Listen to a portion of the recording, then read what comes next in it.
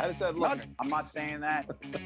You get some sense that there's a handful of stocks. Look at that. I mean, you could tie that to the market. Bang. Tim Seymour, how are you this evening? I'm good. You just getting off that Peloton of yours? You're looking like, you flexing. You flexing for me. I'm feeling a little jacked. But listen, I'm going to say a couple things, and then I actually have a soundbite for you. So don't chime in. Is this like a music? Is it like music trivia here? You know, I'm one of the best. I'm not good at a lot of things. I'm one of the best at that. Bring it on. Absolutely, music trivia. Here we go. I'm going to say a few words, and then we're going to play a little something. Black Dog, going to California, when the levee breaks, rock and roll, and oh, by the way, this. Zeppelin 4. Zeppelin 4, Stairway to Heaven. Big anniversary week. I think it was November 1971. You can do that math for me. That's tough for me. I mean, this is like, first of all, this is the great irony is that this is one of the greatest albums of all time that doesn't get its due. And that's, you know, we've had this discussion many times. Stairway to Heaven, maybe the most underrated, overrated song. And what that means is you take it for granted. I mean, the pieces of the song, first of all, the lead in, the build up, the lead segment, which is, you know, enough to get me going. I think it's somewhere around 5 minutes and 52 seconds into it. It kicks into that, you know, where if I'm driving the car, I switch it up, off we go, baby. One of the great awkward prom songs of all time, because as you know, it starts out as a slow dance, and then you don't know, do I then go, do I dance then briskly, or do I continue the slow dance? The cool kids, of all, by the way, continued the slow dance. The concept of you dancing at the prom is probably something I don't need to even get the visual on. But the more awkward thing to think about is were you know, when you're doing your slow dance, I mean, you know, were you kind of nuzzling the neck in there? Were you putting on some fresh cologne? What were you doing? That's probably for another commercial break. We can talk about the great colognes of the 70s and 80s for 500, Alex. But you mentioned, listen, Stairway's an amazing song. It is a ridiculous song. Yes, it is the greatest rock song of all time, without question.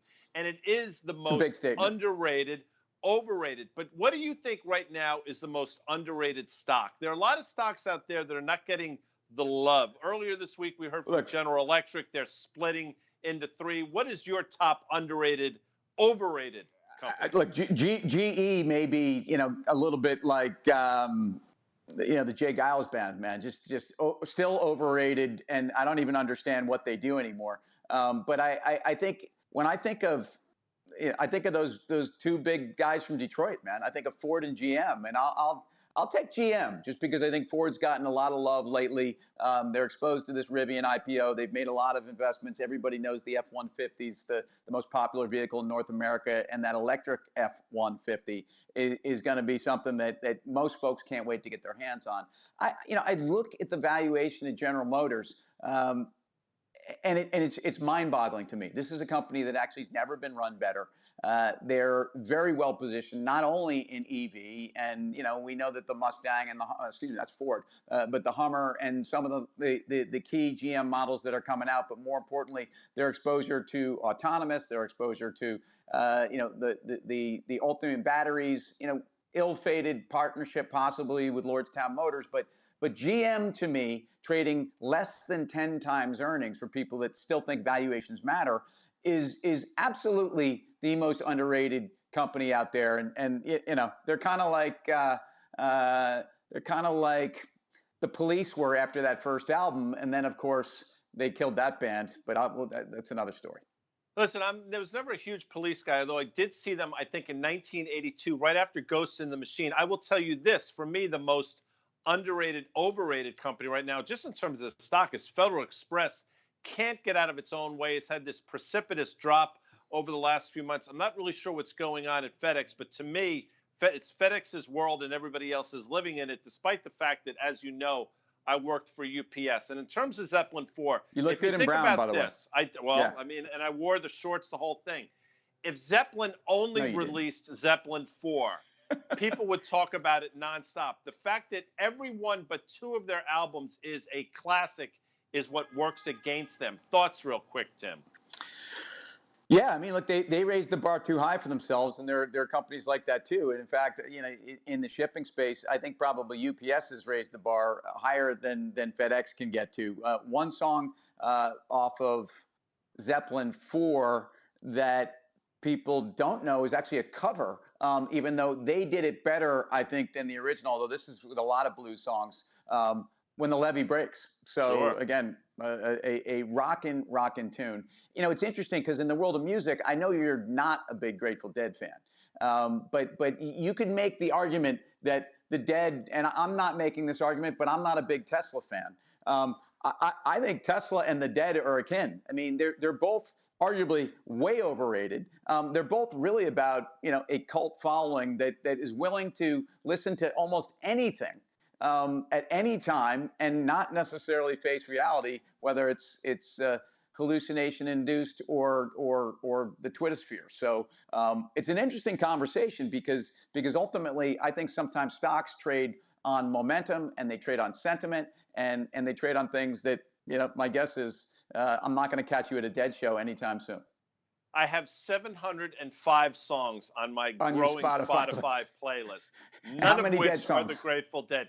0. They are the most overrated band. For context, I think Zeppelin released 81 songs in their history. I think I have 35 of them. So almost half on my playlist. So which how once many again proves. Go ahead. Yeah. Again, you've just acknowledged how big of a Zepp fan you are. In the top 100 songs of rock and roll, just give me a number. How many of those are Zeppelin? If I were to venture a guess, that in the top 100 of all time, there should be at least 18 Zeppelin songs, in my opinion. 18% of the top 100. Interesting. And how about the Beatles? How many Beatles songs should be in the top 100? 7. I mean, we can do this all day. I can do the math for you, but 7 is the number. So before we get out of here, because the folks at Reach TV need us to be, kind of showing up every night and not overpowering you. I mentioned GM as being the most underrated stock out there. How about the fact that the Mets can't seem to find themselves a GM? And I would argue this is one of the greatest jobs in sports. So, and I know you've got a view on that too. And I dare I say, I think you believe that the Mets are not from New York. Is that where you're going to go with this? Well, at another episode of Commercial Break, we will break down why playing for the Mets is not the same as playing in New York. And although Tim thinks the GM job is one of the most coveted for the New York Mets, I would say clearly, given what's going on, it's a job that nobody wants, and for good reason. With that note, Tim, we'll see you again 6 p.m. Reach TV. Commercial Break. See you tomorrow night.